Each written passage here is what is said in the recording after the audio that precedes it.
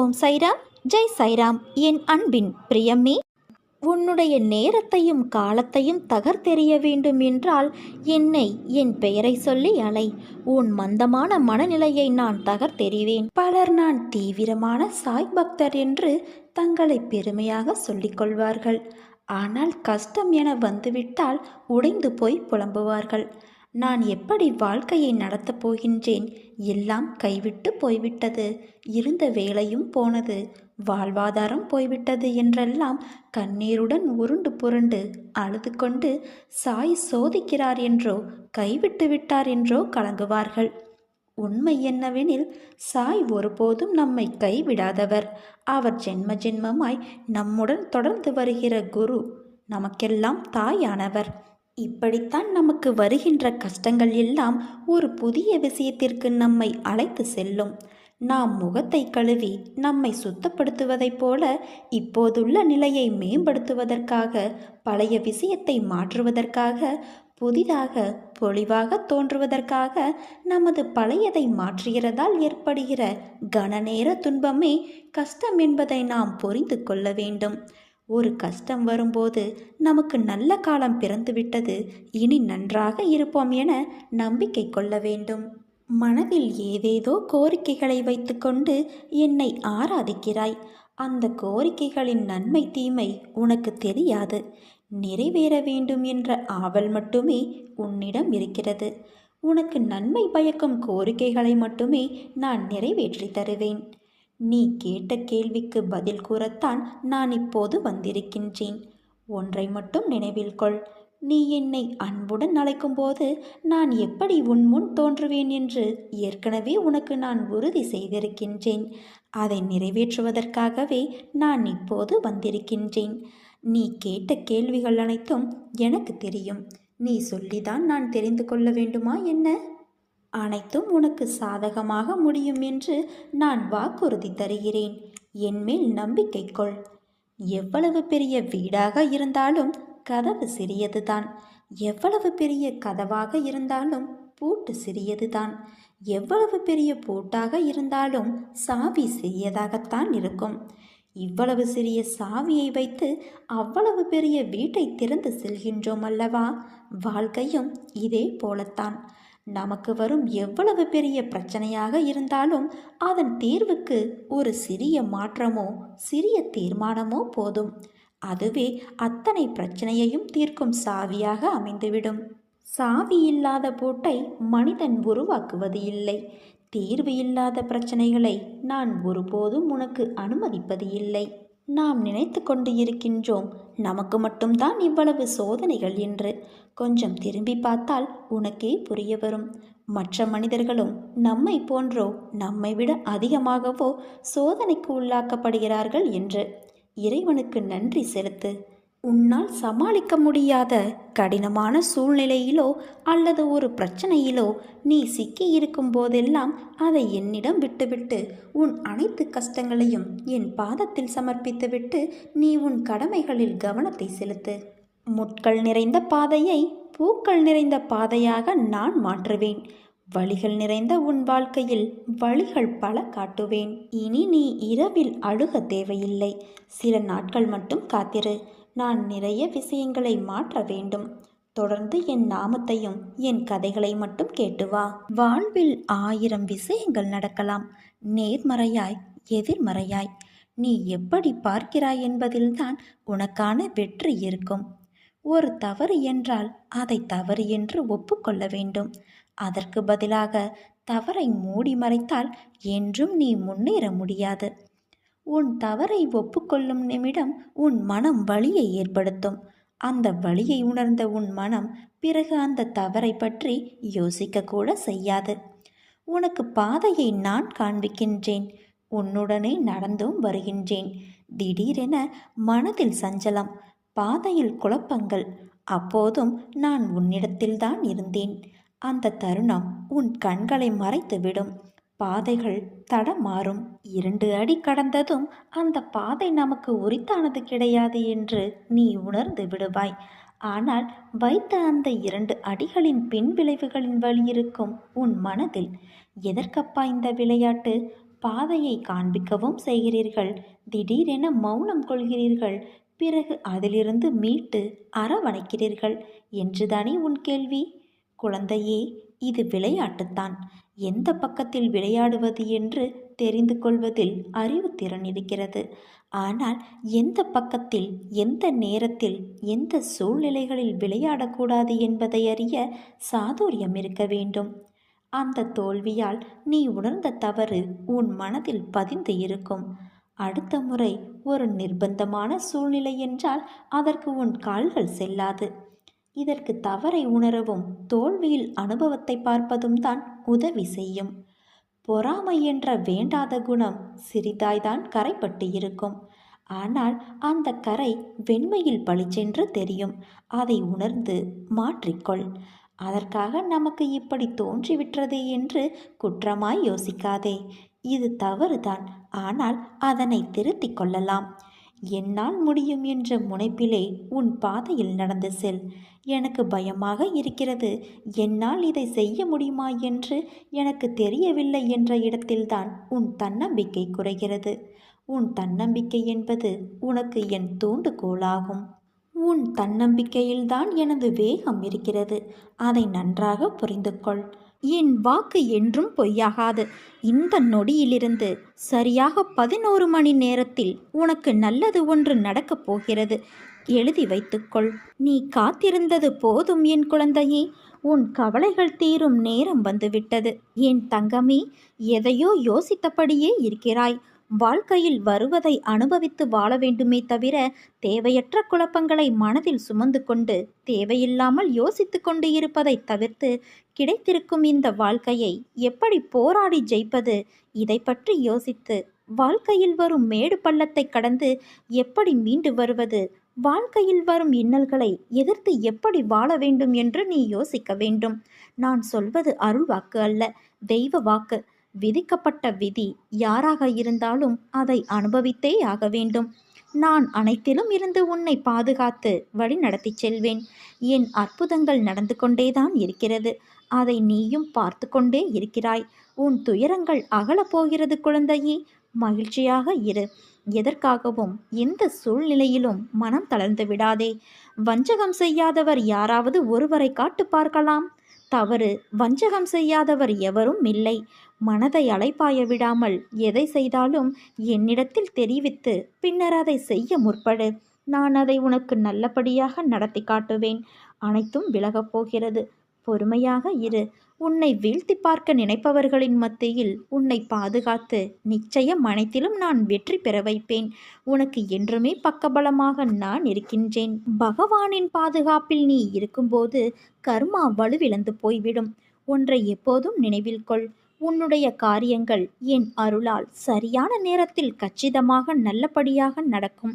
நீ உன் வாழ்வில் எதிர்பார்த்த காரியங்கள், வேலை, கல்வி, திருமணம், இன்னும் பல இருக்கலாம். ஆனால் அது தடைப்பட்டோ நடக்காமலோ போகலாம். அதற்காக வருத்தப்படாதே குழந்தையே. என் பிடியில் நீ இருக்கும்போது உன்னுடைய காரியத்தை நானே முன்னின்று நடத்துவேன். நீ நிகழ்காலத்தை மட்டும்தான் அறிவாய். ஆனால் நானோ அனைத்தையும் அறிவேன். எதிர்காலத்தில் எது நன்மை விளைவிக்கும், எது நல்லது என்று உன்னை விட எனக்கு நன்றாக தெரியும். நீ வேண்டுவதையெல்லாம் நான் தருவது கிடையாது. உன்னுடைய கர்ம பலன்களை பொறுத்தே உன் செயல்களில் வெற்றியும் தோல்வியும் அமையும். எல்லாம் விதிப்படி என்று நாம் கூறுவதும் இதைத்தான். ஆனால் மற்றவர்களுக்கும் குருவிடம் சரணடைந்தவர்களுக்கும் இங்குதான் வித்தியாசம் உள்ளது. என் பாதுகாப்பில் நீ இருக்கும்போது கருமா வலுவிழந்து போகிறது. ஒன்றை எப்போதும் நினைவில் கொள். உன்னுடைய காரியங்கள் என் அருளால் சரியான நேரத்தில் கச்சிதமாக நடக்கும். உனக்கு நடப்பவையெல்லாம் மறைந்து வேலை செய்யும் கர்ம வினைகளின் வானலாவிய ஓட்டமே. நான் செய்பவளும் அல்ல, செய்ய வைப்பவளும் அல்ல. இதை நீ உறுதியாக அறிந்து கொள். ஆனால் செய்யக்கூடிய சக்தி என் வாயிற்படியில் படுத்து கிடக்கிறது. எவன் தன்னுடைய அகங்காரத்தை அழித்துவிட்டு நன்றி நிறைந்த மனதோடு என் மீது தன் பாரத்தை போடுகிறானோ அவனுடைய படகு கரை சேர்ந்துவிடும். முல்லை முள்ளால் எடுப்பது போல கர்மங்களை கர்மங்களின் மூலமாகவே நிர்மூலமாக்க வேண்டும். அதற்கு நான் உனக்கு உதவி செய்வேன். ஒரு சில தினங்களில் நீயே நம்ப முடியாத பேரதிர்ஷ்டம் உன்னை தேடி வரும். பகவானின் பாதுகாப்பில் நீ இருக்கும்போது உன்னுடைய கர்மா வலுவிழந்து போகிறது. ஒன்றை எப்போதும் நினைவில் கொள். உன்னுடைய காரியங்கள் என் அருளால் சரியான நேரத்தில் கச்சிதமாக நல்லபடியாக நடக்கும். நாம் வாழ்வில் எதிர்பார்த்த காரியங்கள், வேலை, கல்வி, திருமணம், இன்னும் பல உள்ளன. அவைகள் தடைப்பட்டோ நடக்காமலோ போகலாம். அதற்காக சிறிதும் வருத்தப்பட தேவையில்லை குழந்தையே. என்னுடைய பிடியில் நீ இருக்கும்போது உன்னுடைய காரியத்தை நானே முன்னின்று நடத்துவேன். நீ நிகழ்காலத்தை மட்டுமே அறிவாய். ஆனால் நான் அனைத்தையும் அறிவேன். எதிர்காலத்தில் உனக்கு எது நன்மை விளைவிக்கும், எது நல்லது என்று எனக்கு மட்டுமே தெரியும். நீ வேண்டுவதையெல்லாம் நான் உனக்கு தருவது கிடையாது. உன்னுடைய கர்ம பலன்களை பொறுத்தே உன் செயல்களில் வெற்றியும் தோல்வியும் அமையும். எல்லாம் விதிப்படி என்று நீ கூறுவதும் இதைத்தான். ஆனால் மற்றவர்களுக்கும் என்னிடம் சரணடைந்தவர்களுக்கும் இங்குதான் வித்தியாசம் உள்ளது. என் பாதுகாப்பில் நீ இருக்கும்போது கர்மா வலுவிழந்து போகிறது. உனக்கு நடப்பவை எல்லாமே மறைந்து வேலை செய்யும் கர்ம வினைகளின் வானலாவிய ஓட்டம்தான். நான் செய்பவனும் அல்ல, செய்ய வைப்பவனும் அல்ல என்பதை உறுதியாக அறிந்து கொள். ஆனாலும் செய்யக்கூடிய சக்தி என் வாயிற்படியில் படுத்து கிடக்கிறது. எவன் தன்னுடைய அகங்காரத்தை அழித்துவிட்டு நன்றி நிறைந்த மனதோடு என் மீது தன் பாரத்தை போடுகிறானோ அவனுடைய படகு நிச்சயம் கரை சேர்ந்துவிடும். மாயை அதன் செயல்பாடுகள் இருந்தால் இருக்கட்டும். மாயை எனது பாதங்களில் சரணடைந்து என் ஆதீனத்திலேயே இருக்கும். என்னை எப்போதும் வணங்கும் என் அன்பு குழந்தை அருகில் கூட மாயை வராது. உன் துயரங்கள், வியாதிகள், கடன் சுமைகள் அனைத்தும் உன்னை விட்டு விலகும். கூடிய விரைவில் நீ விரும்பும் எண்ணங்கள் நிறைவேறும். செல்வம் பெருகும். உன் வளர்ச்சியையும் நீ மகிழ்ச்சியாக இருப்பதையும் பார்ப்பதற்கே நான் உன்னோடு வந்து கொண்டு இருக்கிறேன் குழந்தையே. துயரங்களின் தாக்கத்தை தாங்க முடியவில்லையே என்று புலம்பாதே. உன் பாரத்தின் பெரும் பகுதியை நான் உனக்காக சுமந்து கொண்டு இருக்கிறேன். உன்னை நான் எந்த நேரத்திலும் கைவிட மாட்டேன். உனக்காக நிழலாக நான் என்றும் ஏதோ ஒரு ரூபத்தில் உன்னோடு இருந்து உன்னை வழி நடத்துவேன். மனதையும் வாக்கையும் செயலையும் ஒருமுகப்படுத்தி நேர்மையாகவும் உள்ளபூர்வமாகவும் செயல்படுத்த பழகிக்கொள். அவ்வாறு நீ உன் வாழ்வில் செயல்பட துவங்கினால் உன்னுடைய துக்கங்கள் அனைத்தும் ஒரு முடிவுக்கு வரும். அனைத்து துன்பங்களும் விலகும். உன் வாழ்க்கையில் என்ன நடந்தாலும் அது உன் நன்மைக்காக மட்டுமே நான் நடத்துகிறேன் என்பதை நம்பு. என் குழந்தையாகிய நீ எதற்கும் பயப்பட வேண்டாம். எல்லாம் நீ விரும்பியது போல நல்லதாகவே நடக்கும். இது உன் அம்மாவாக அப்பாவாக இருக்கும் என்னுடைய சத்திய வாக்கு. உனக்கு எல்லா மங்களங்களும் விளையும் என் குழந்தையே. எந்த ஒரு சூழ்நிலையிலும் கவலை கொள்ளாதே. உனக்கு எல்லா சூழ்நிலைகளிலும் நான் துணை நிற்பேன். என் வார்த்தைகளின் மீது நம்பிக்கை வைத்து நீ செயல்படு. வாழ்வில் சில விஷயங்கள் கைமீறி போய்விட்டதாக நீ கவலைப்படுகிறாயல்லவா? அதிலிருந்து என்னால் மீள முடியாதா? என் தலைவிதி அவ்வளவுதானா என நீ அச்சப்படுகிறாய். நான் உன்னோடு இருக்கும்போது வீணான அச்சம் எதற்காக? உன் தலைவிதியை தலைகீழாக மாற்றி உன்னை தலை நிமிர செய்ய நான் இருக்கிறேன். தங்கமே, உன் படிப்பு, அறிவு, திறமைக்கு உனக்கு முன்னேற்றத்தை நான் தருவேன். கர்ம வினையை கண்டு பயப்படாதே. உன் வாழ்க்கையில் அனைத்தையும் தீர்த்து நீ வெற்றியும் பெறுவாய். அது என்னை வழிபடுவதால் நிச்சயம் சாத்தியமாகும் என்று நம்பு. உன் வாழ்வில் நினைத்தது எல்லாம் நடக்கும். கடவுள் பக்தி உள்ளவர்கள் எப்படி இருப்பார்கள் தெரியுமா? நல்லவர்களாக, இரக்க சுபாவம் உள்ளவர்களாக, மனசாட்சியோடு நடப்பவர்களாக இருப்பார்கள். அதே நேரம் அதிக கஷ்டங்கள், பிரச்சனைகளில் சிக்கி துன்பப்படுவதையும் பார்க்கலாம். இதற்கு என்ன காரணம்? யோசித்து பார்த்தால் இவர்கள் விரைவில் அலைப்பாய்கின்ற மனதிற்கு சொந்தக்காரர்களாகவும் இருப்பதுதான். அலைப்பாய்கின்ற மனமானது சந்தேகத்தாலும் கவலை பதற்றத்தாலும் பின்னப்பட்டதாக இருக்கும். வாழ்வின் மிகப்பெரிய முட்டுக்கட்டை அவநம்பிக்கை. எப்போது ஒருவரின் வாழ்வில் நுழையலாம் என்று எதிர்பார்த்து வாசலில் படுத்து கிடக்கும் மலைப்பாம்பு அது. எச்சரிக்கை இல்லாதவரை விழுங்கிவிடும். கடவுள் நன்மை செய்வார் என்ற நம்பிக்கையின்றி பயத்திலும் பதற்றம், கவலை, சுய பரிதாபத்தில் சிக்கிக் கொள்பவர்கள் இந்த நிலை தலை தூக்கும் போதெல்லாம் கஷ்டத்தை அனுபவிக்கிறார்கள். சிலர் தங்கள் திறமையின் மீது நம்பிக்கை வைத்து கடவுளின் இயல்பான அன்பை மறந்து விடுகிறார்கள். இது அவநம்பிக்கைக்கு அழைத்துச் செல்கிறது. நல்ல நிலையையும் தோல்வியாக மாற்றுகிறது. சூழ்நிலைகள் கடினமாக மாறும்போது முயற்சியை கைவிட்டுவிடவே நாம் தயாராக இருக்கின்றோம். பிரச்சனைகளுக்கும் சூழ்நிலைகளுக்கும் அடிபணிகின்றோம். இதற்கு காரணம் அவநம்பிக்கை. கடவுள் நம்பிக்கையை தீவிரமாக தொடர்ந்தால் மட்டுமே நாம் விருப்பம் நிறைவேறும் என்பதை அறிந்து கொள்ளாததால் இந்த நிலை ஏற்படுகிறது. அவநம்பிக்கையை அப்புறப்படுத்திவிட்டால் பிறகு அனைத்துமே ஆனந்தம்தான். அதனால் சூழ்நிலைகளை எதிர்த்து நில். நம்பிக்கை என்கின்ற ஆயுதத்தை உருவாக்கிக்கொள். பிரச்சனைகளை எதிர்த்து பிரார்த்தனை செய். நிச்சயம் உனக்கு வெற்றி கிடைக்கும். என்னதான் உன்னை நீயே சமாதானப்படுத்தி கொண்டாலும் சில ஏமாற்றங்கள் உனக்கு வலிக்கத்தான் செய்கிறது. அதை நான் அறிவேன். நான் உன்னிடத்தில் இல்லை என்பதாக நீ கவலை கொள்ளாதே. என்னையே எப்போதும் நினைத்திரு. உள்ளம் உயிர் இவற்றால் என்னை நம்பு. அப்போதுதான் நீ மிகுந்த பலனை அடைய முடியும். சோதனையும் வேதனையும் உன்னை சோர்ந்து போக செய்வதற்கு வருவதல்ல குழந்தையே, போதனை செய்வதற்காகவே வருகின்றன. போதனையை நீ உணர்ந்தால் உனக்கு சாதனையாக மாறும். ஒவ்வொரு நிலையை நினைத்தும் நீ ஏன் வேதனைப்படுகிறாய்? பிள்ளை நலனை நினைத்த வேதனை, இழந்து போனதை நினைத்த வேதனை, நோக செய்பவர்களை நினைத்த வேதனை.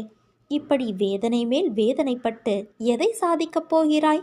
உன் கவலையால் எதையேனும் சாதிக்க முடிந்தால் சொல்.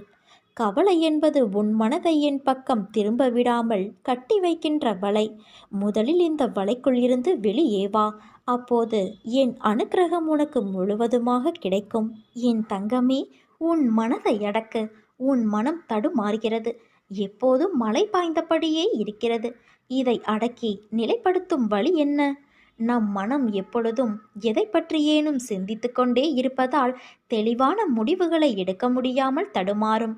குறிப்பாக சின்ன சின்ன விஷயம் அவ்வப்போது நடக்கும்போது அதை பற்றியே பெரிதாக விரிவுபடுத்தி பார்ப்பது மனதின் இயல்பு. உதாரணமாக, யாராவது நம்மை திட்டிவிட்டால் பதிலுக்கு நம்மால் திட்ட முடியாத போது நேரில் கூனி குறுகிவிட்டு அவருக்கு பின்னால் அவரை மனதிற்குள் அதிகமாக திட்டுவது போல, அடிப்பது போல, கொல்வது போல கற்பனை செய்து தன்னை ஒரு பெரிய கதாநாயகனாக காட்டிக்கொண்டு ஒரு பெரிய கதையை பின்னிக் கொண்டு இருக்கும். பொறாமை, சந்தேகம், அவமதிப்பு, கோபம், பயம், அவமானம், பேராசை, தற்பெருமை, கட்டுப்படுத்த முடியாமல் வளவளவென பேசுதல் போன்ற உணர்ச்சிகள் நம்மை தாக்கும்போது மனம் அதிலேயே உழன்று அதில் ஏதோ தீர்வை காண்பது போல தன்னிலே உழன்று கொண்டு இருக்கும்.